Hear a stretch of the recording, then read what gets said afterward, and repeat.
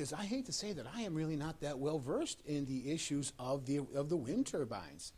I mean, when you hear that they're out in Arkwright and stuff like that, I am personally going to have to do my own homework as a county legislator to see what's going on with them. I want to say like a month ago, I went out to Albany, and as you go past Cuba, you start to see them on the right-hand side. You start to see them. I didn't even know those were there, to be honest with you. So if it comes to the county that we're going to have to make a vote on, I'm certainly going to have to do some of my own homework. I certainly sympathize with these folks that are here tonight, because you can see the stress on their face and how it's going to complicate their lives. You know, at the end of the day, it's, you know, those individual municipalities, those towns that are making this decision, and you know, those people need to be held accountable for those decisions. You know, I can say that these things are not built without government subsidy. The electricity they generate can't be sold on the open market without perpetual government subsidy. And you know, the only people that are really benefited from it is these LLCs, these Wall Street conglomerates that have been put together for the sole purpose of profiting off the taxpayers. So when I see that, and I see that there's no real benefit, it certainly it disturbs me. These windmills, most of these windmills are made from out of the country, but what some people don't realize is that they're required what are called rare earth metals. Rare earth metals are mined mostly in China under horrible conditions. It is a non-renewable source, and it is the main ingredient in making these wind turbines spin magnetically. So it's interesting to talk about the environment and renewables and everything else when these, you know, vast majority of these windmill parts are made overseas, and the mining conditions for the rare earth metals is incredibly environmentally hazardous. So all around, it's just, you know, I've been against them for a long time, and my main concern really is the fact that these are not profitable. They're only profitable with taxpayer subsidies. And as long as they're subsidized, there's no incentive for them to ever improve. They're never going to have an incentive to create more efficient windmills that can actually stand on their own. As long as the government subsidizes them, they'll continue to be money losers. Every wind project right now is at different levels. It's up to the towns to make those decisions and how they're going to go forward with them. There are, you know, in Hanover where I live, you know, I voted against it because the town truly appears to be split on it. In fact, the town board split 2-2 with the supervisor casting the deciding vote, so it's certainly not unanimous in Hanover, which I represent. And I think ultimately each one of them are at different stages. In the Ball Hills case, they still have to find what are called off-take agreements, which they have to find somebody that is willing to lose money by buying electricity at a high price and selling it on the open market at a low price, which is essentially what an off-take agreement is. So until they can find someone, you know, a customer that's willing to lose money, they may not be built. So at the end of the day, it's going to fall to the, you know, market forces in combination with government subsidies, and we'll see what happens. Anybody for the privilege? For the last time, is there anybody to speak to the privilege of the floor? I speak as a director of the citizens organization Preservation of Agricultural Land Serenity. The organization Preservation of Agricultural Land Serenity intends to document scientific evidence to the effect that the proposed wind farms throughout Chautauqua County, and in particular the wind farm in the town of Arkwright, will place the health of its citizens and their property values at risk.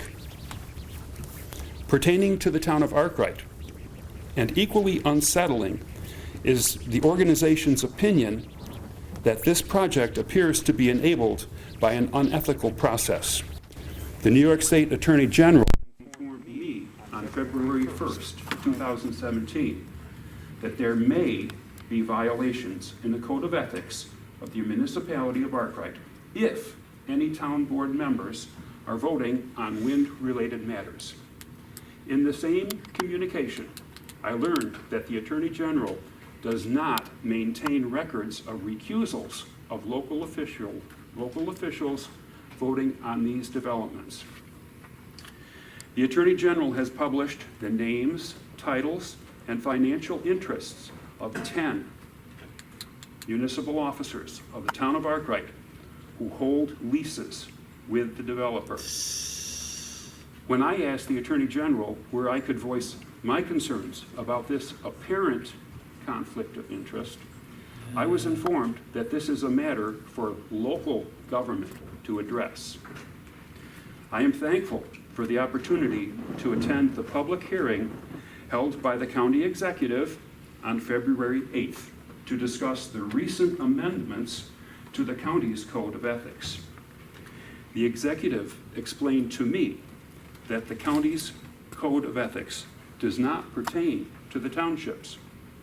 The appearance of conflict of interest, as supplemented by the Attorney General's identification of a significant number of board members in the town of Arkwright, implies that neither I nor members of the organization Preservation of Agricultural Land Serenity, nor any citizen of Arkwright can have a voice before that board in matters of the wind farm. Therefore, I bring the organization's concern to this legislature, which is hereby informed that the 10 municipal officers will gain from $3 to $4 million from the project. The County Industrial Development Agency, while facilitating the project, has announced an annual pilot of $270,000 for the township. It will thus require over 10 years of pilot to equal the financial gain of the 10 public servants.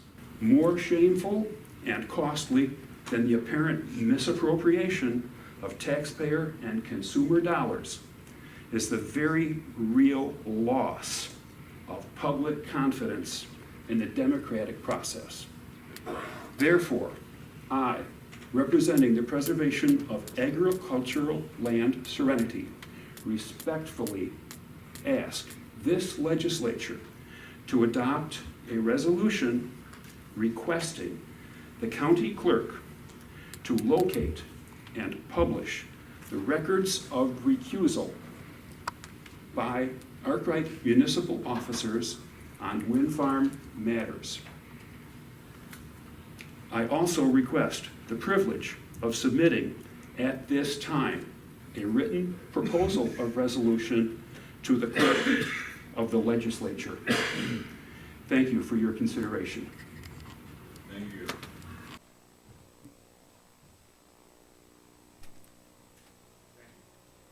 Thank you. State your name and address, please. Okay. Thank you for the opportunity to speak. My name is Fred Bruttle. I'm a Chautauqua County resident for the last 35 and a half years, all of which have been in the town of Arkwright. Industrial wind turbine projects should not be allowed to be developed in any residential district. A variety of adverse health effects, of which a growing stream of scientific research showing that the causative agents being flicker, low-frequency noise, and infrasound are paramount in being addressed for the health and safety of the individuals who live in the project areas. The negative effect of birds and bat populations and their mortality is another issue. The impact of protected wetlands and source aquifers, including possible effect on water quality, is an issue. The fragmentation of our communities caused by differences of opinions, there's conflicting scientific studies, and the inequitable distribution of economic gain is prevalent in these projects.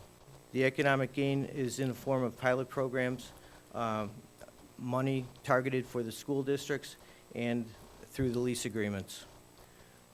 There is also an issue of will a certificate of environmental compatibility and public need clearly reflect the purpose of safeguarding the environment, the health and safety of the citizens, and then also meet the public need. Do industrial wind turbines placed in a residential district, yes, even agricultural residential districts, increase or lower property values? I have worked hard, very hard, and invested into my dream homestead. A key point of contention against industrial wind projects are that they require much larger amounts of land to generate the same amount of electricity as produced by conventional power plants. Wind power is intermittent, and industrial turbines typically produce about 20 to 25% efficiency for the conversion of wind to electricity.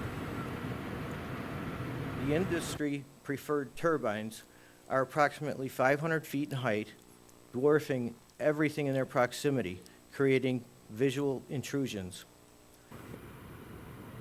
Dr. James Chalmers, published in the Appraisal Journal of 2012, found that residential properties near transmission lines sold for 20 to 50% less than comparable residential properties. Michael McCann of McCann Appraisal, LLC, based in Chicago, includes that residential property values are adversely and measurably impacted by close proximity of industrial wind tower projects to a range of 25 to 40% value loss. John Leonard Goodwin, a real estate broker in Ontario, Canada, reports that wind turbines absolutely do impact property values. Turbines complicate and compromise your property enjoyment, period. That alone spells depreciated value. In 2013, an Ontario Superior Court of Justice determined that landowners living near large wind farms do suffer lower property values at a range of 22 to 55%. The negative environmental and health impacts of the industrialization of the American landscape is a conversation that we must be having, and the impact on property values cannot be ignored. This is not about NIMBY, not in my backyard, but about the sound, rational, and scientific efforts to develop green and renewable sources of energy in a responsible manner that minimizes the negative impacts, thereby protecting the environment and the citizens. My name is Tina Graziano. I live in the town of Villanova, which falls under the Ball Hill Wind Project, which neighbors the Arkwright Wind Project, which neighbors the proposed Cassadaga Wind Project. Wind machines, even massively tall and wide contemporary turbines, are rarely reliable, by nature randomly intermittent, and since their power is a function of the cube of the wind speed along a very narrow speed range, they are always variable. They almost never produce their full capacity. In fact, they average over the course of a year about 25% of their full capacity. More than 60% of the time, they produce less than that. About 10 to 15% of the time, they produce nothing, often at peak demand times. Unlike machines that produce modern power, wind is neither dispatchable nor controllable except when shut down completely. Make no mistake, industrial wind is the biggest consumer fraud to ever come down the pike. Industrial wind enriches the 0.1% at taxpayer, ratepayer, and the environment's expense for no net benefit. Just ask multi-billionaire Warren Buffett, who said, in quotes, "We get tax credits if we build wind farms. That's the only reason to build them. They don't make sense without the tax credits," unquote. In Wyoming County, many people who are stuck there, living there because they can't afford to take the loss to sell and get out, are experiencing increased headaches, sleeplessness, ringing in the ears, vertigo, lost TV reception, and etc. Lawsuits have abounded.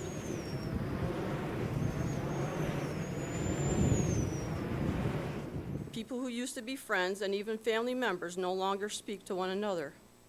Wyoming County property taxes have risen by over 85% over the past 13 years and another 9.68% last year, in direct correlation with the installation of wind factories there.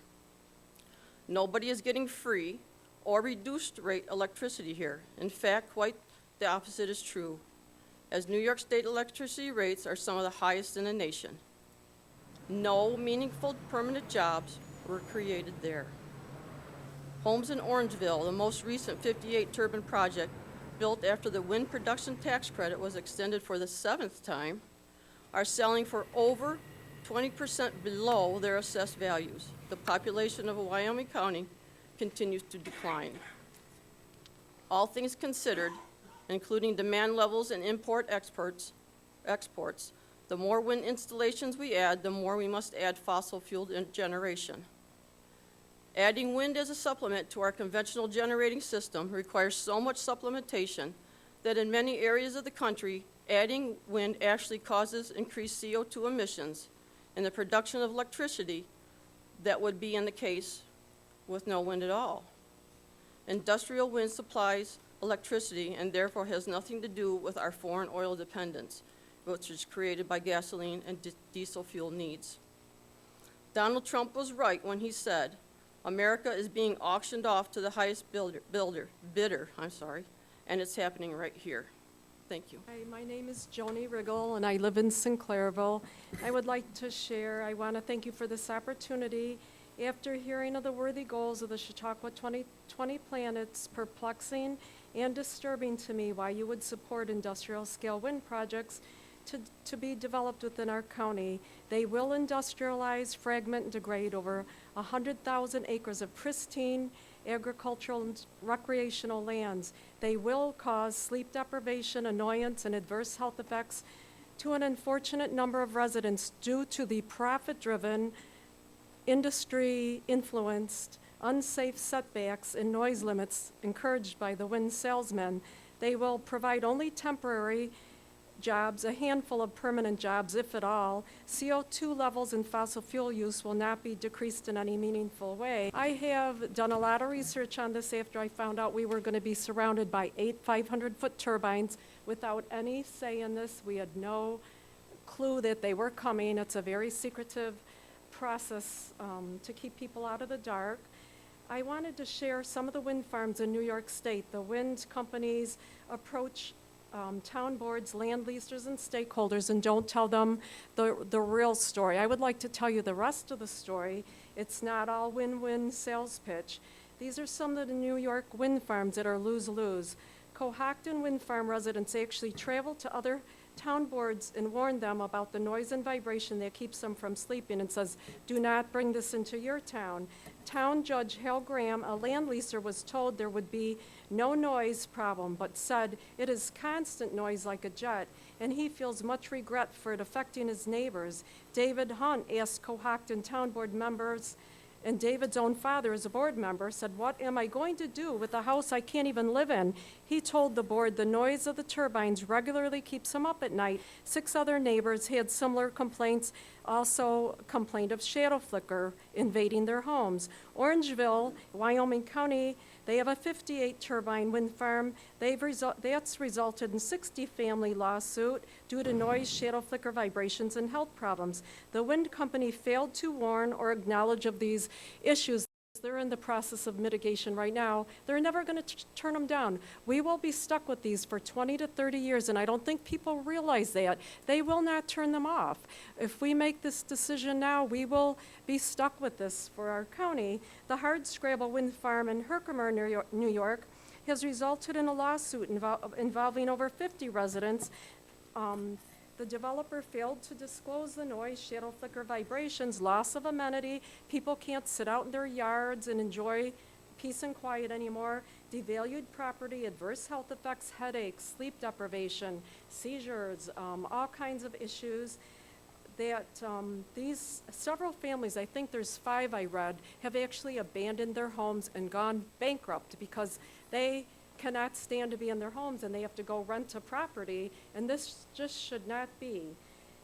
43 Wyoming County land leasers unwittingly became recipients of mechanics' property liens due to unpaid contractors. I see Noble Bliss just went bankrupt. They have a lot of the Wyoming County, New York State wind farms. Glenn Kramer, Wyoming County Town of Sheldon Councilor, regrets approving the Sheldon Wind Farm, stating that in doing so, he made a deal with the devil. He also said by adopting the wind company's requested 50 decibel noise limit and short setback, like ours will be, the vibration, noise, and shadow flicker problems cause the town to be helplessly divided, concluding some people have gained, but at the expense of their neighbors. The WHO advises 30 decibels for inside nighttime noise, says 50 decibels, which our towns are adopting, can very strongly affect hormone levels. When we sleep, I think of children, I think of babies, vulnerable populations. The DEC says that 20 above our ambient, and our local towns, our ambient is 25. 20 above the ambient would be 45. That is considered by the DEC an intolerable noise level. So why are we adopting 50 decibel limits? Councilman Perry said the Howard Wind Farm, built by Everpower, who's doing Cassadaga Wind, didn't have any effect on the tax rate there. I guess the money went into the fire district. They bought a fire truck maybe. It's still the same in Howard. Councilman McAvoy said property values within the wind farm's red zone have decreased between 40 and 60%, and that two major realties would not even list the properties within that red zone. So there is an impact on our property values. Our tax base will be eroded, so I think, you know, what financial gain we think we're going to receive is not going to be that great. USA Today reported the Tug Hill Wind Farm in upstate New York has split town and families, pitting neighbor against neighbor, father against son. This is an interesting one. The Madison Wind Farm in New York State is the first one at the end of this last year to expire its pilot. This is when towns are led to believe that they will get the full property taxes that they are entitled to, but Madison town officials say it appears unlikely the company will pay the full property tax, which may lead to a lawsuit. The wind company claims it can't afford to pay more than the pilot amount. The town assessor says that the entities were convinced there would be a big windfall when the pilot expired. He also stated taxpayers haven't really benefited much and probably won't much overall, adding he believes elected officials should approach the pilot agreements with caution. By the way, this wind company is the same one that's building the Arkwright wind farm. So that makes you wonder. Kevin Sigourney, and we just got another letter. I have his letter here. He lives in the Jericho Rise wind project that just came online not too long ago. He's written letters refuting the articles in the Observer saying, oh, winning with wind. He would like to tell the real story of how he's a science teacher that was very pro-wind, and he says he can hardly stand to live in his house. This is Jane Harper. She's a former Tipton County, Indiana commissioner, regrets approving their wind farm. She says, don't do it. She goes and warns other towns. It's torn her community apart. Outside workers are brought in. She says, when they tell you they're local, that means a union team 50, 60 miles away. I know our wind farm, that's what they told me. They're coming from Steuben County, and they have to be trained to get these permanent jobs. The permanent jobs will be people they bring in that are trained to work on wind turbines. So forget the jobs. That ain't going to happen except temporary road jobs and repairs because they're going to mess up our roads. But she said, let me just finish. I thought unfortunately, the turbines will spend 20 to 30 years. She states you can't lose something you never had, so you aren't losing the supposed windfall. But what you will lose is the rural landscape and the closeness of community spirit, because people will hate each other over this. What you will lose cannot be measured in dollars. And the Shirley Wind Farm and the Brown County Board of Health in Wisconsin actually declared that wind farm a human health hazard and asked for state money to relocate families.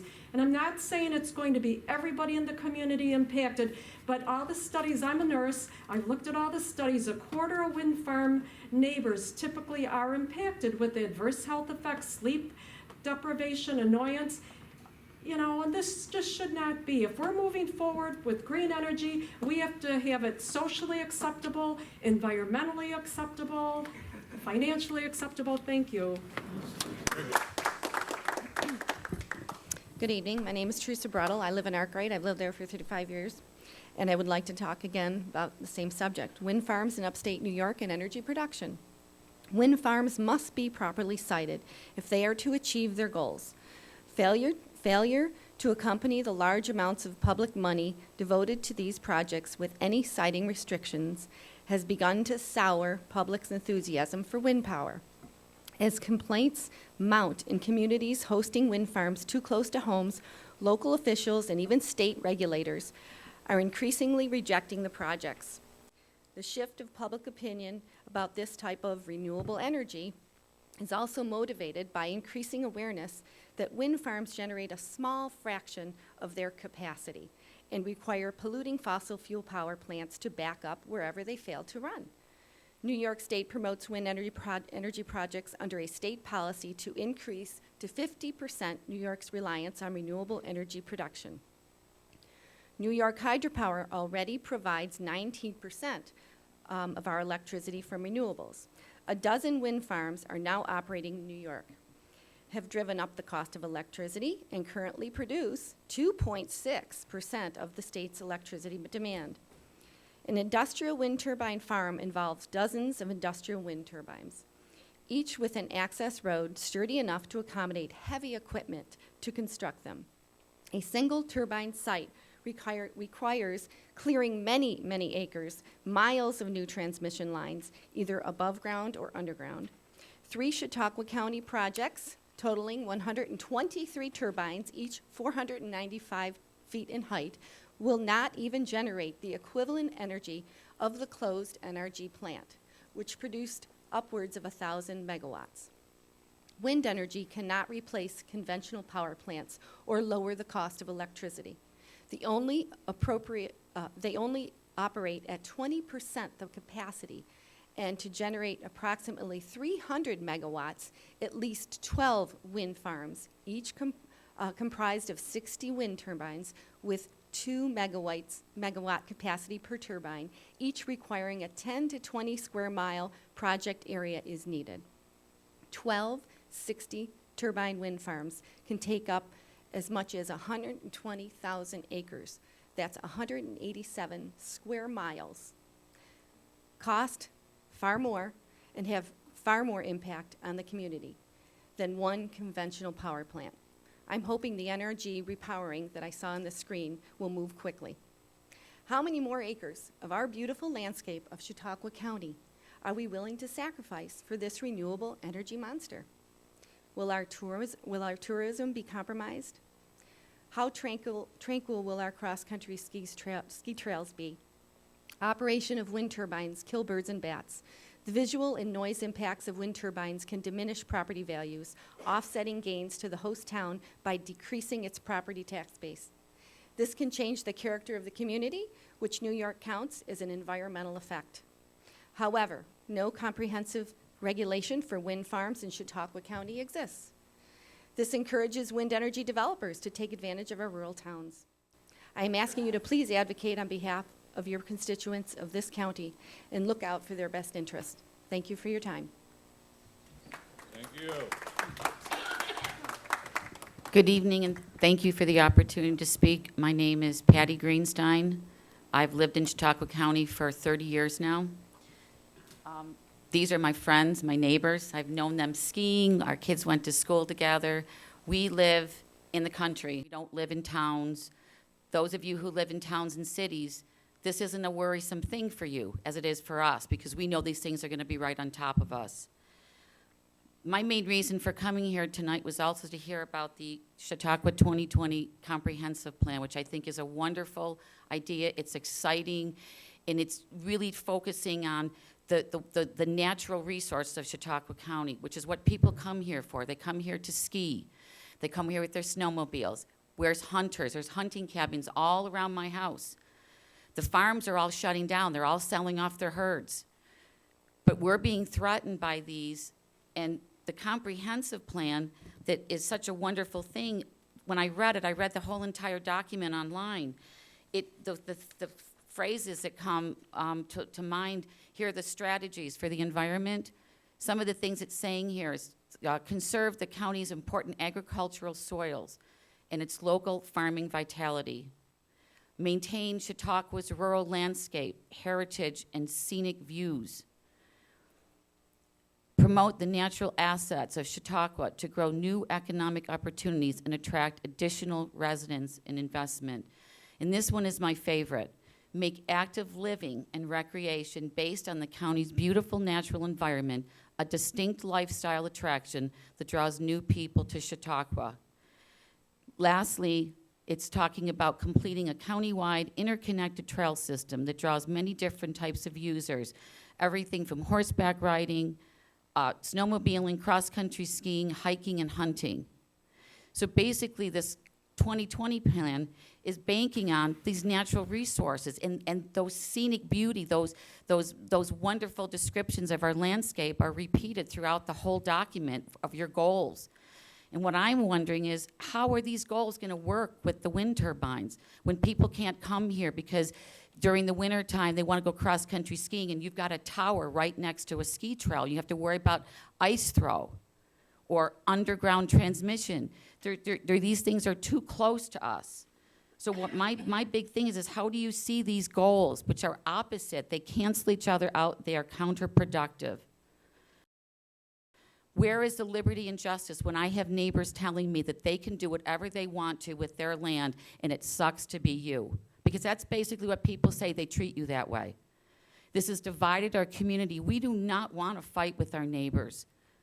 We've lived here, all of us, I think between us, we have like a couple hundred years worth of, 30, all these people here, 30, 35 years, I've known these people my whole entire life here. And we don't want to fight with the ones who are the proponents for these, but they're not really reading this fine print. And the fine print is, I really think it's going to destroy everything that you're trying to promote with your 2020 comprehensive plan, which I think is a marvelous idea.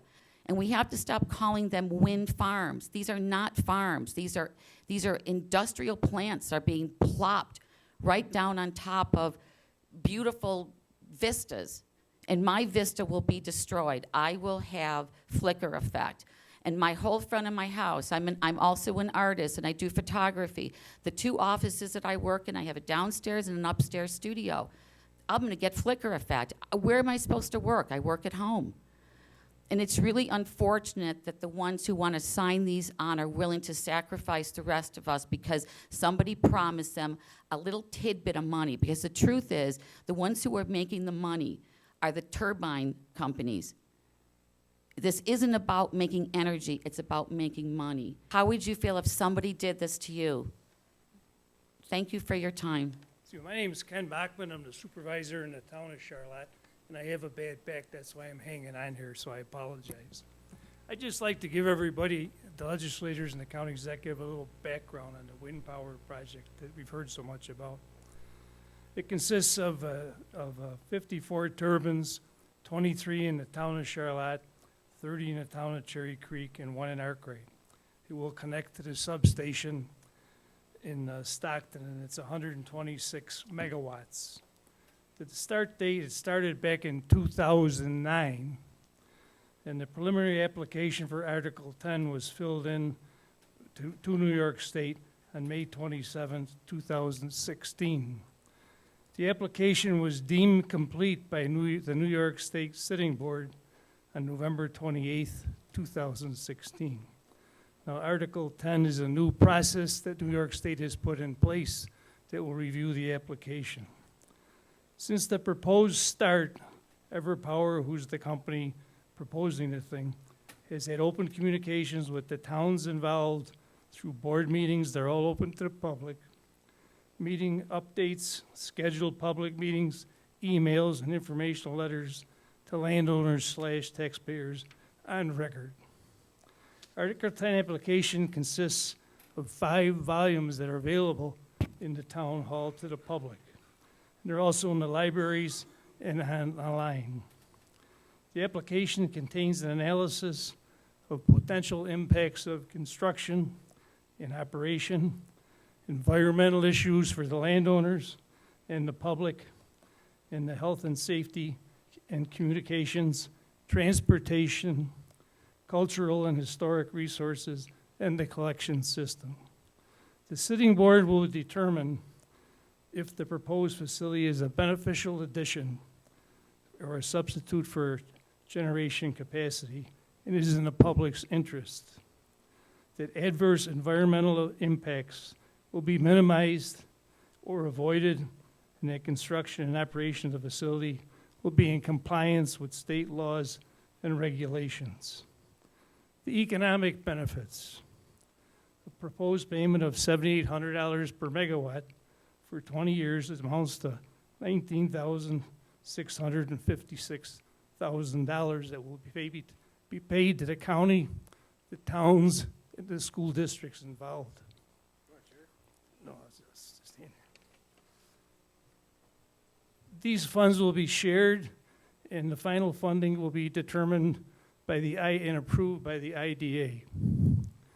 The landowners in the town participating in the project will also receive lease payments. All taxpayers in the town will receive a benefit. Intervenor funding of $126,000 has been provided to the towns and the public for legal representation during this review.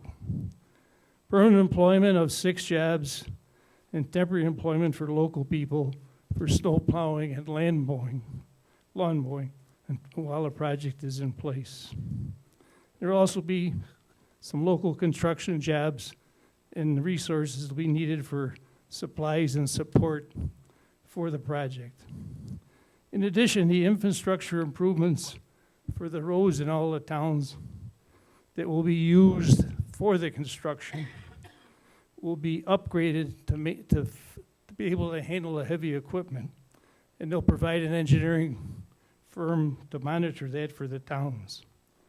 And then afterwards, when the project is done, they'll bring the level back up to where they brought it. So that's just an overview for everybody, just to say where we are on the project. Thank you for your time. Thank you. We have 1 minute to respond to something that somebody else didn't say. You got a minute. Okay. This is Fred Ruddle again. I'd like to point out that there's been a history of ownership change with these wind companies coming in. For instance, in Arkwright, it started out to be a company called Horizon in Texas, I think Houston, Texas, and they were sold off to a company in Portugal. This is a reoccurring theme, and also we're seeing that the energy that's being developed by these wind turbine farms, if you want to call them that, they're selling the energy out of state. So it's not even like we're getting the benefit of their production locally. For instance, we don't see a shortage of electricity in New York State right now, at least in Western New York State, because they closed the NRG plant in Dunkirk, and we're not missing a beat. So all this extra power that they're producing is going elsewhere to somebody else's benefit, and it's the developers going like this all the way to the bank.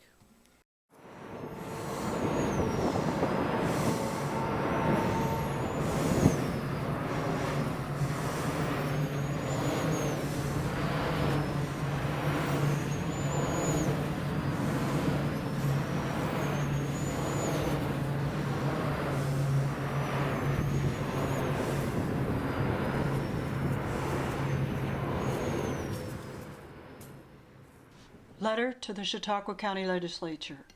The 2013 Status Report on the implementation of Chautauqua's 2020 proposed recommendations states 9 out of 10 respondents to a survey conducted as part of Chautauqua 2020 stated that the county should concentrate its efforts on preserving and promoting the county's natural assets. As a lifetime resident of Chautauqua County, I am deeply concerned with the human and environmental impact of the proposed industrial wind farms on our rural heritage and our well-being.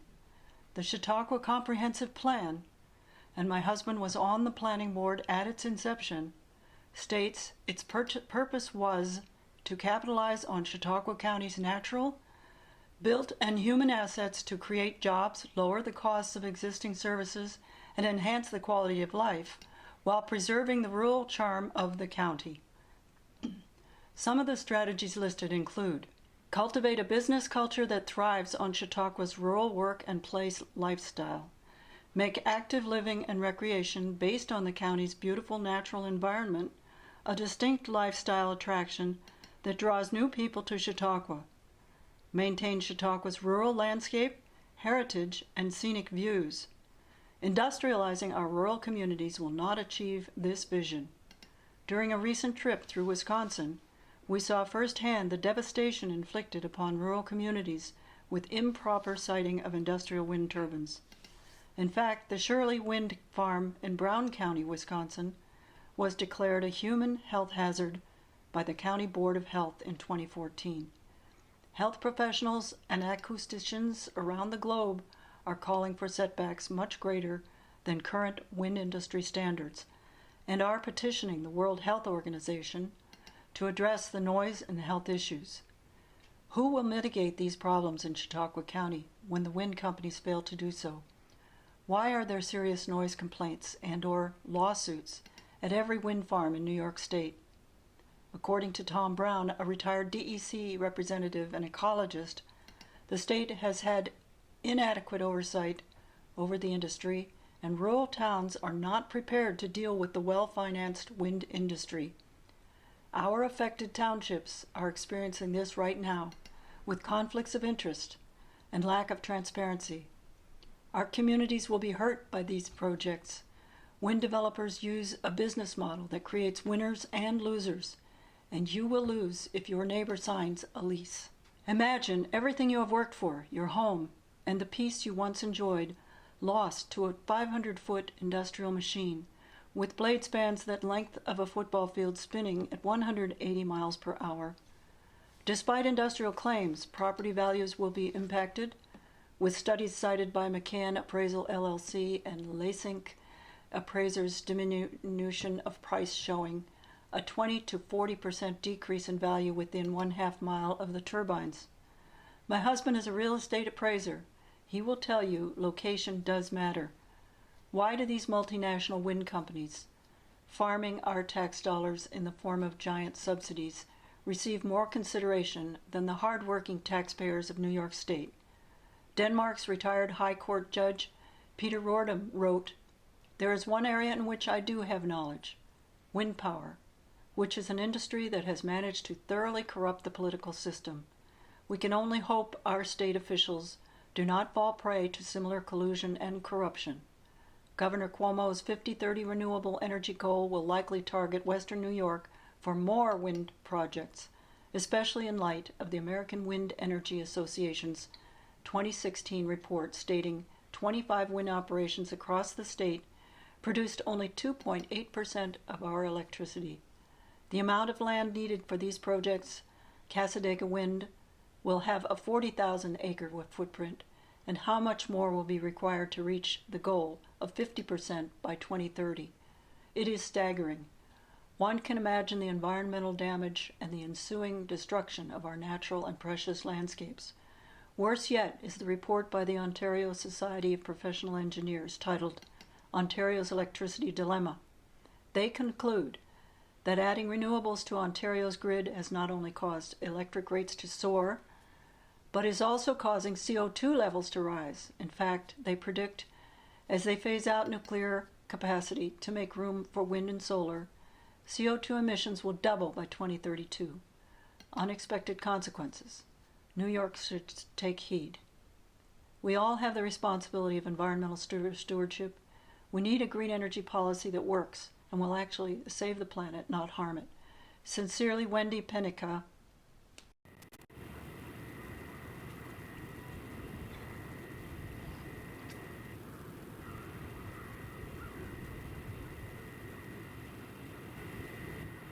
Was talking about the flicker.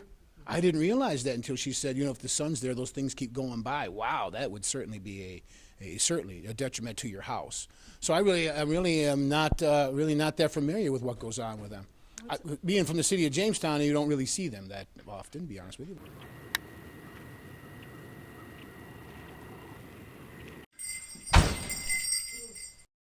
Hi, my name's Rob Bomber. I own a piece of property up on East Road. A lot of my friends and neighbors around that area don't like the idea of wind turbines. First of all, we weren't even part of the conversation because we don't live around here. All right, a lot of people that own properties don't live around here. When I was identified as a stakeholder, I figure, okay, they're gonna send me some stuff, I'm gonna learn all about this. Nothing, until I got a letter from Everett Power on January 18th saying there was a big meeting at Sinclairville Fire Hall on the 9th. Well, I wasn't part of that conversation. We were left in the dark. We pay taxes, we support the community, we support local businesses, we come in for hunting, summertime, everything else. If it goes, I'm not gonna spend another penny in this town, okay? The zoning, I looked at the zoning, it's outdated. It's for some farm that's got a personal windmill that wants to generate power for his barn. 5,000 feet, I got one across the street from me in full view, 2,000 feet. I can hear a chipmunk fart at 100 yards. And if I can't sleep at it, that's why I bought the property, to come out here to get away from the city and to be able to enjoy the country life, enjoy the quietness, enjoy the serenity. And if anybody is in favor of this stuff right now, whoever got them on their property, well, cut down the trees on the south side of your hill and put up solar panels. Bye. I got a long ride. Thank you. Peace out.